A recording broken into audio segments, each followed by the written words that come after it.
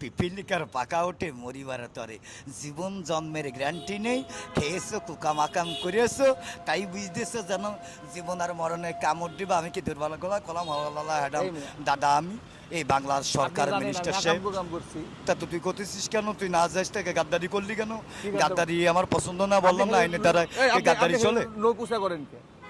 তা তুই বলবি কেন এই কথা? আপনি আমার চিনেন, আমি এই ঢাকা শহরের ডন। আমার দেখ বাঘে মশে এক ঘাটে পানি খায়, জানেন না? আবার আসে। না না, খেলিস না, তুই মরবি তো। তুই আমার সাথে ক্ষমতা লড়াই করি আমার মতন দাদার সাথে পারিয়ে উঠবি? তোর কি সে ক্ষমতা আছে? তুই কথা বলতেছিস বেনাইং শর্ত, তুই সাইকেলে মরবি তো। সম্মান দিয়ে কথা বলেন। আমি কি তোমাকে সম্মান ছাড়া কথা বললাম? প্রথমে সম্মানে তো তোমাকে বসতে বললাম, তারপরে এই যে তুমি এমন এমন করেন, আতুসা করেন কে? দেখ, রাষ্ট্রনায়কের সামনে এসে বসলি কেন তুই? হ্যাঁ? তুই আপনি কি কথা বলো। রাষ্ট্রনায়ক? হ্যাঁ, আমি তো মিনিস্টার দাদা।